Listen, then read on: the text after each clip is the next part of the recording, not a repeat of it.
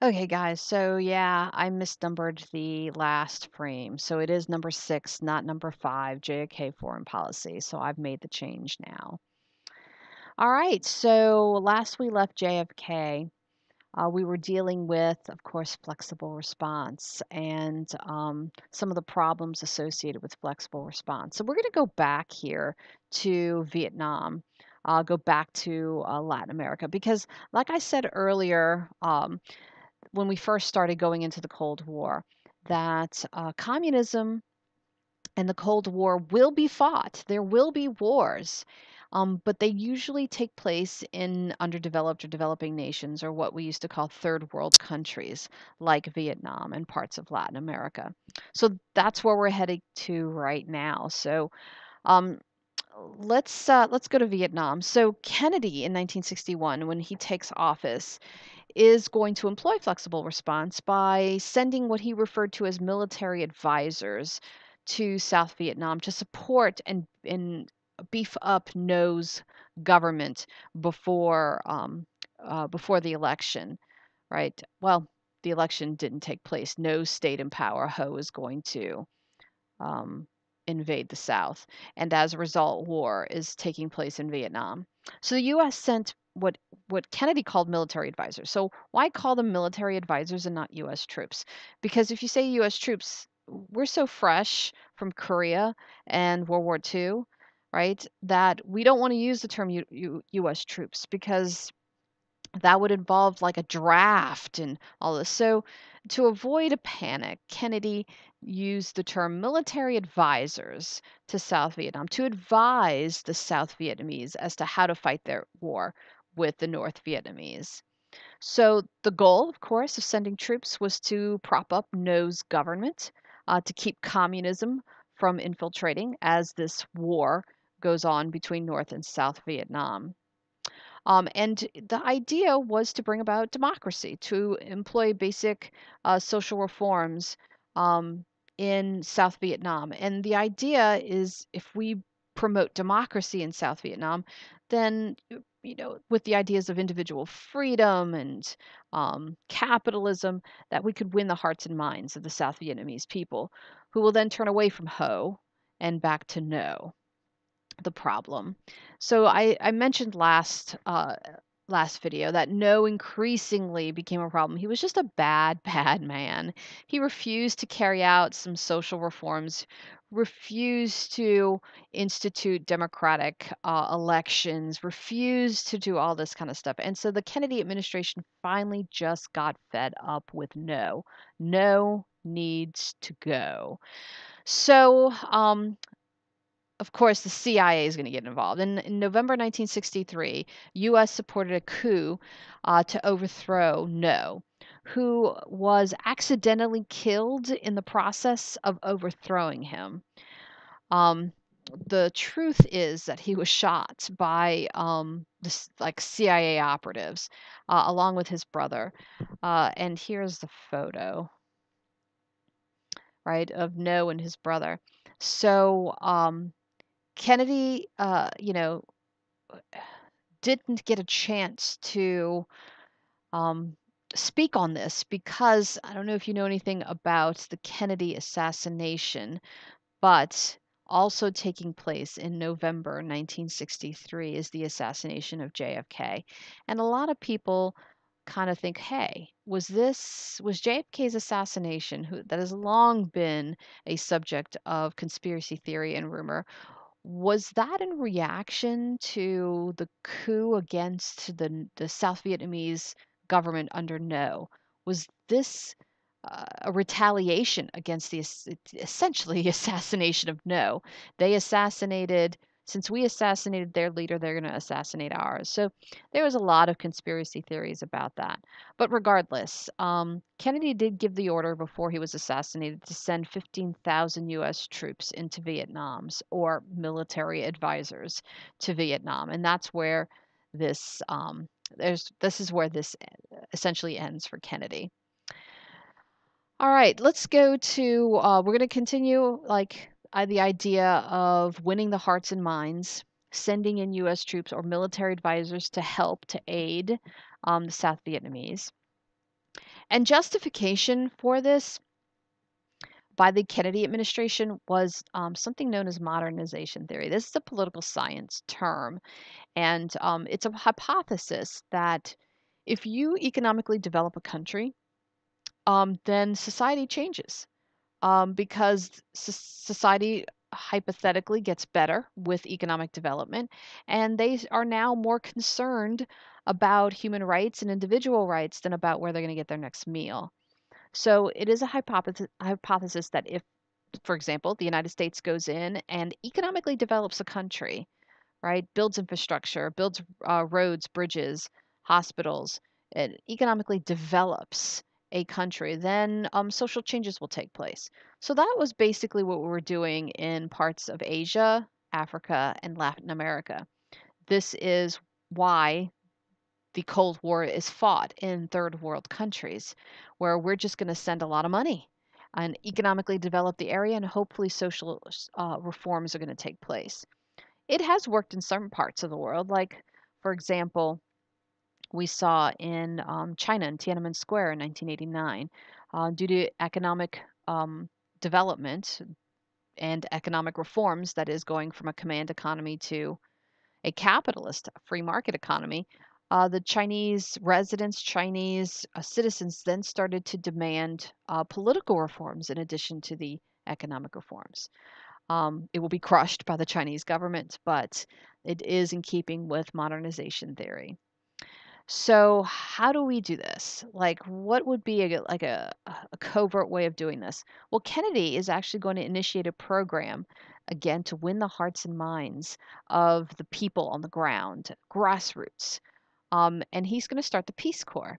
So the Peace Corps would send young American volunteers into developing nations, and they would serve as teachers to teach a rural village how, maybe women in a rural village, how to open up small businesses, to teach farmers in rural areas in developing nations how to more better techniques on how to grow rice, right? So the Peace Corps was sent in to basically help on the ground level. This is not military at all. This is strictly civilian, young college kids, essentially, who volunteered to join the Peace Corps, and they would go be sent to some developing nation to do good work, right? To help develop areas. And the intention was so that these third world countries have a good opinion of the United States and may even want to emulate the United States in adopting democracy and adopting capitalism as opposed to communism. So modernization theory, and this is something that the Kennedy administration will attempt to do. So you can see here pictures of various Peace Corps volunteers in the 1960s. All right, coupling that is going to be Alliance for Progress. And this is, again, we're using modernization theory, Kennedy's Marshall Plan for Latin America. So Latin America is in our hemisphere. And so we want there to be a resistance to communist growth within Latin America, and instead to adopt democracy, keep the struggle, right, towards democracy because it's worth it, is kind of the message. So the Alliance for Progress was essentially to give a lot of money in terms of development to Latin American countries. It's Kennedy's Marshall Plan. And hopefully, by closing the gap between the rich and the poor in Latin America, this would quiet communist agitation. As we've said before, communism does appeal to the poor masses. Turns out, though, the Alliance for Progress was not very effective. US dollars had little effect on Latin America's social problems, and they'll continue to struggle with democracy. All right, let's end here with Cuba. So Cuba, of course, we have a long history with, um, starting with the Spanish-American War and the Platt Amendment, giving Cuba its independence, but with U.S. intervention. And of course, U.S. companies did go into Cuba, establishing American business. The mafia went in, establishing hotels and casinos and nightclubs and that kind of thing. Last we left Cuba, because Cuba was turning into Cuba for Americans instead of Cuba for Cubans, Fidel Castro was able to get a grassroots communist movement up and running, and they will successfully overthrow the American puppet government under Batista. Batista flees to Spain, and Castro takes control of um, of the island nation. Now, as we all know, he then essentially turns to Russia for assistance and establishes a communist state. When he does that, Castro actually does nationalize a lot of industry, nationalize a lot of property, which basically means the government took possession and ownership of all property and businesses within Cuba. As a result, people with businesses and with property who just got there, these Cubans with businesses and properties who just got it taken away from them, are going to flee the country. Um, Starting in 1959 and going all the way through 1962, we're going to see a huge number of Cubans leaving Cuba, headed for the United States, and will get political asylum, meaning that they're allowed into the country because communism was taking control of their country. But most of the initial people who left were people with money, people who had property, people who had businesses. So they're middle and upper class Cubans. But because they were leaving in such huge numbers, the Kennedy administration assumed that people in Cuba must hate Castro. Okay, and that's not a bad assumption. Unfortunately, it turns out to have been an incorrect assumption. So, when Kennedy becomes president in April 1961, Kennedy actually inherited a very classified CIA program. And this program basically took a bunch of Cuban exiles, um, some of these Cuban exiles with military experience who had fled the island nation, and they started to CIA train them to essentially return back to the island and launch a coup to overthrow Castro. So this plan was actually started by the Eisenhower administration, um, and the idea was to teach them how to invade Cuba, right? From doing an amphibious landing from water to land, and then moving into the island and recruiting native Cubans who apparently all hate Castro to rise up and form a civilian and military army and overtake Castro. That was the plan. Now, when Eisenhower left office, these Cuban exiles were still being trained, and the operation had not been yet greenlighted. Kennedy is going to inherit this CIA plan. But unlike Eisenhower, Kennedy is actually going to greenlight this program.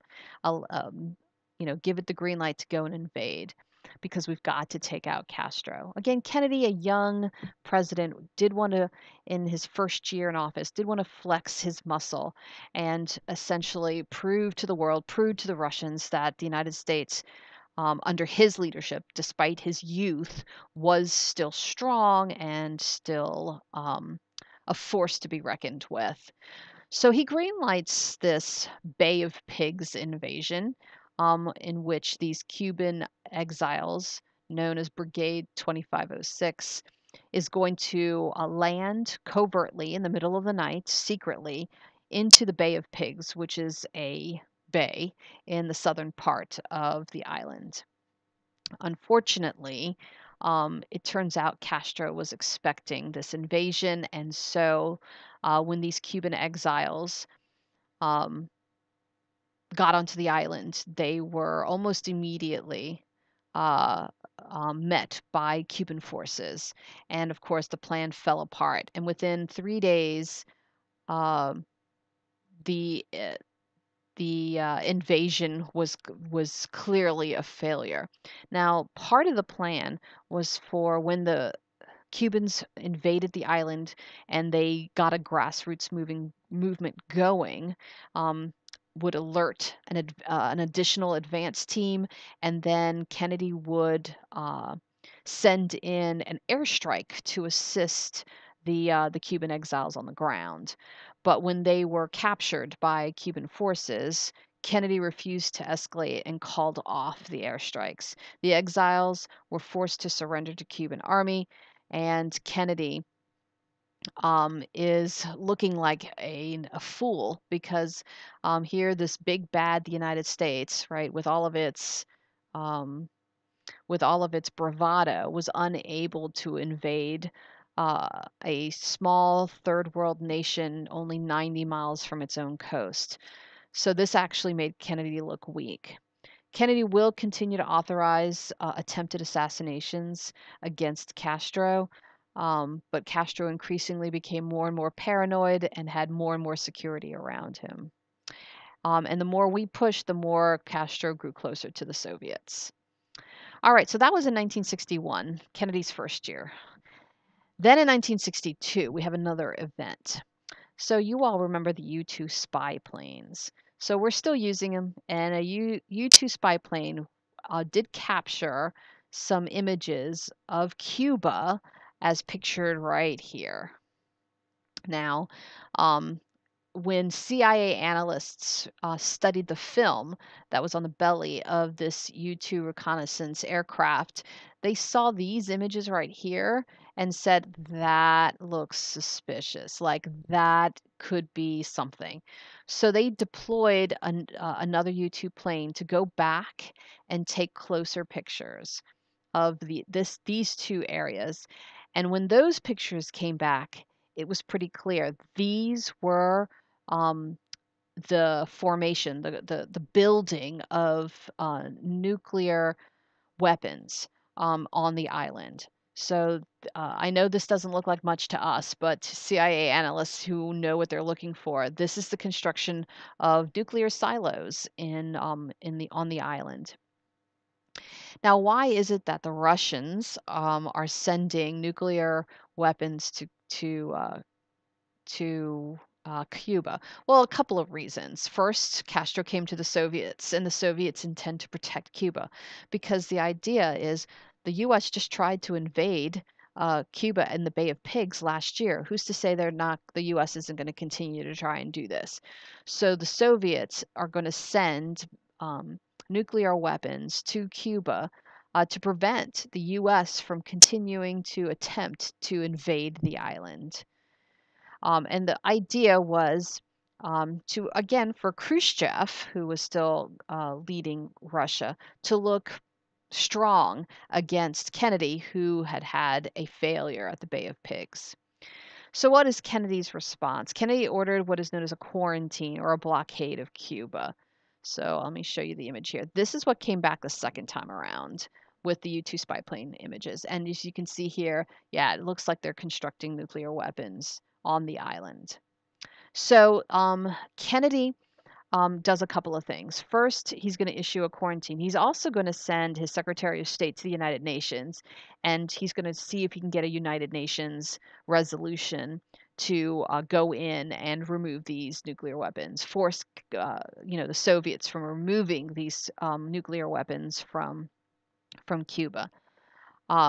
So while this resolution is being discussed at the United Nations, Kennedy demands from Cuba and the Soviets to remove the nuclear weapons, and he issues essentially an ultimatum. Any attack from Cuba on the U.S. or any other nation in the Western Hemisphere would be regarded as an attack on the U.S. by the Soviets, and we will retaliate nuclearly.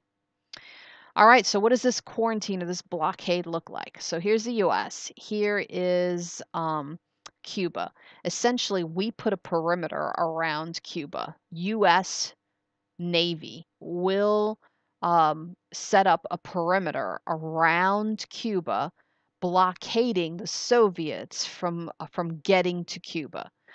The reason we instituted a blockade, turns out, is because approaching Cuba from the Indian Ocean and into the Atlantic were Russian ships that carried nuclear bombs. And we could see this because of the RU-2 reconnaissance planes. We saw ships headed towards Cuba carrying nuclear weapons. So we told the Soviets, no, no, no, no, no. We are putting a blockade around Cuba. Our ships are going to patrol around Cuba, and you cannot cross our line. I always try and explain it by a game of Red Rover, right? We've got a line of ships right here, and the Soviets cannot break through the line, because if the Soviets break through the line, then we consider that an act of war, and we will retaliate with what? That's right, nuclear weapons. And so for 2 weeks in October, 2 weeks in October, the U.S. is freaking out, thinking that any moment we could instigate a nuclear war with the Russians. So if the U.S. sank a Soviet ship, it would be seen as an act of war.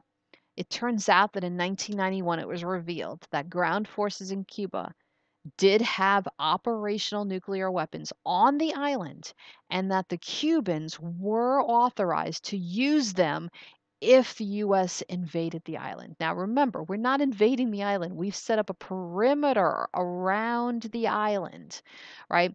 And if the Soviets break the perimeter, then we'll attack. And of course, that would mean a nuclear attack. We're also not invading the island because the Soviets are like, well, if you invade the island, then we're going to attack. So for 2 weeks, we're essentially at a standoff, right?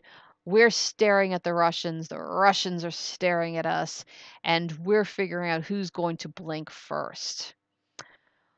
Well, Kennedy knows he can't blink because of the failure at the Bay of Pigs, so he cannot blink in the face of Soviet aggression. And everyone knew it, which is why everyone is freaked out. Luckily, after 2 weeks of this going on, Khrushchev agrees to a face-saving compromise. The USSR will pull its missiles out of Cuba if, and here's the secret treaty, if the US would remove missiles that we had pointing at the Soviets that were currently in Turkey. So yes, we had nuclear missiles pointed at the Soviets in Turkey. So we agreed to remove them, and we also guaranteed not to invade Cuba. As a result, everyone turns around, goes home, and the world is saved from nuclear annihilation. But historians also often cite this, often referred to as the Cuban Missile Crisis, as the closest that US and the USSR come to nuclear war. So the Cuban Missile Crisis, the closest we've ever gotten to nuclear war. So here, again, that power struggle between Kennedy and Khrushchev. So the effects of the Cuban Missile Crisis. Well, one of the things that we realized was that our our leaders had difficulty speaking to the Soviet leaders. Like, you had to go through various levels of secretaries and diplomats in order for Kennedy to actually talk to Khrushchev. So one of the things that we're going to see is in 1963, a Moscow Washington hotline installed. That's literally a phone that when you pick up, the president of the United States can contact the president of the Soviet Union. A second thing was that the hardliners, and I've described them already, hardliners were that faction within the Communist Party that was in control of Khrushchev.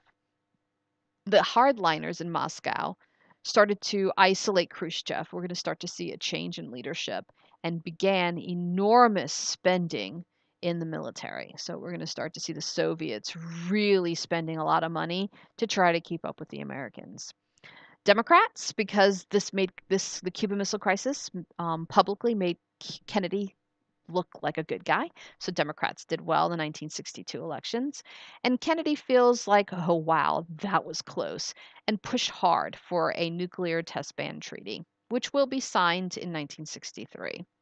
Kennedy then finally, considering how close it came in the Cuban Missile Crisis, delivers a speech at American University in June 1963, in which he basically, much like Khrushchev, started his administration with the idea of peaceful coexistence. So Kennedy's like, yes, peaceful coexistence, urging Americans to abandon this view that the Soviets are godless and ideologically fanatical, that they're people, we're all people, and we can peacefully coexist. They are not necessarily the bad guy. And then he was assassinated. So that ends our frame here. We'll go into Kennedy's uh, domestic policy next video. Stay safe, guys.